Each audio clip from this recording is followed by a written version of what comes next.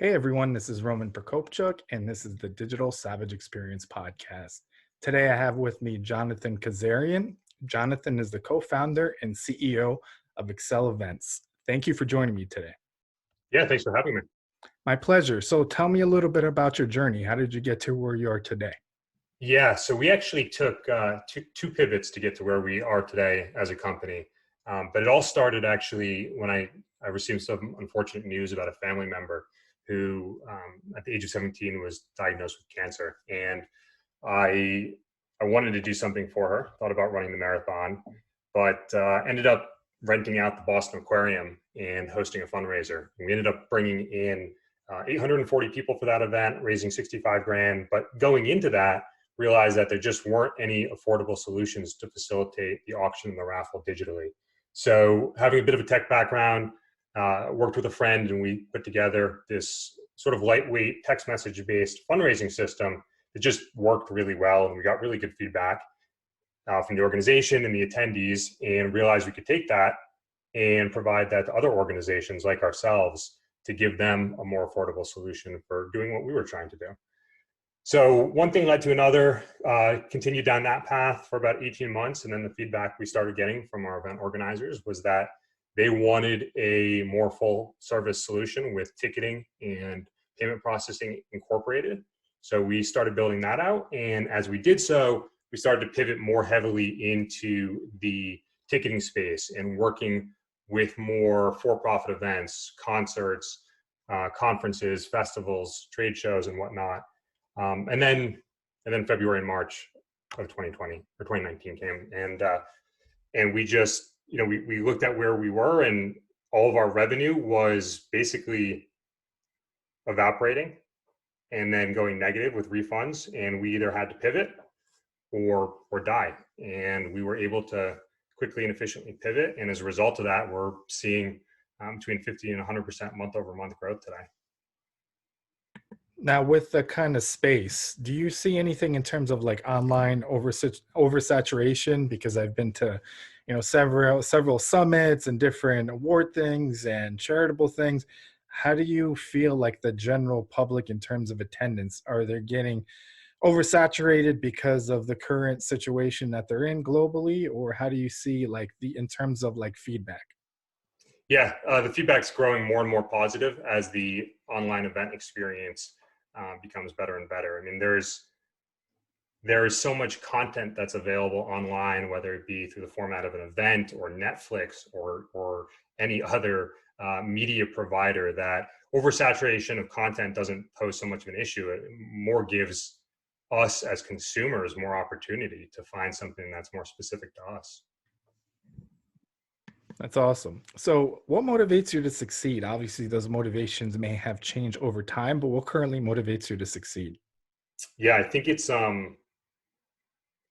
there's a lot of pieces of it. I mean, today more so than in the past is that we've got this team, and people are working so hard to build something and create something, and it's not just our team that's dependent on what we're doing, but also all these event organizers who put so much effort into creating the experiences that they're creating. And if there's anything that we can do to make that better, that is that's what keeps me going every day, and I think it's what keeps the rest of the team going every day. But I'll say that that's the case today. What the case has always been is certainly not that. I think growing up, I grew up with ADD and dyslexia, and everything I did was harder for me than the person next to me. And I think that just led to this natural scenario where I had to work harder to do anything. And as a result of that, I've kind of fallen into this situation where that's how I'm approaching everything in life now, and recognizing that things take time. I mean, it's been 7 years on this grind now, and it really just hit the hockey stick over the past 7 months. So, yeah, I think it's that. I think it's just knowing I have to work harder. Yeah, I think a lot of people I've had on the show that are dealt different situations, different, oppositional defiant disorder, dyslexia, autism, ADD, ADHD, and it's kind of what you do with it. Do you use it as a negative, as an excuse why you can do something, or is it going to drive you to work harder and kind of persevere and go towards your goals? Absolutely. So, what's one thing you may have seen as a weakness in yourself in the past that you've turned around and utilized as a strength today?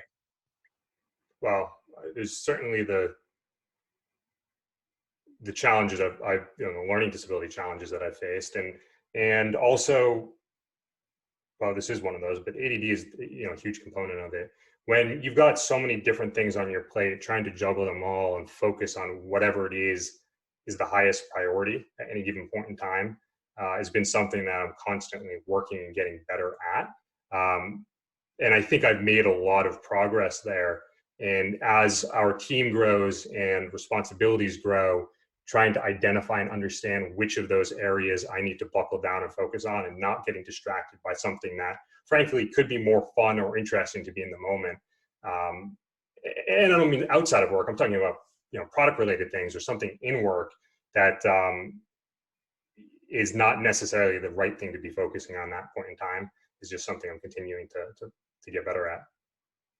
Now, over time, have you developed any kind of processes or anything that help you focus or help you stay kind of driven or help you obviously reach your goals in terms of other people that may be going through or experiencing the same thing? Yeah, I mean, for me, when it comes to focusing on what is the highest priority, it's a lot of building lists and looking at, hey, these are the things I need to get done tonight. I'm not going to go to bed until they're done. And if I deviate from that list, it just means I'm up later. So keeping myself accountable by writing it down before I start the project has helped me a lot.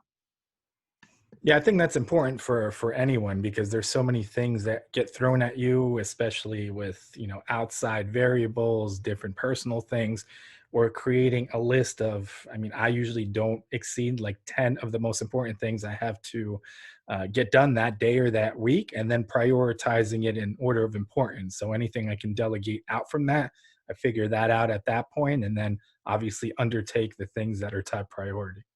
Absolutely. Delegation has certainly been a learning project. When you're so ingrained in something for 6 years, letting go of something that may seem granular but ends up being a big area where you're spending time every day is often hard to walk away from.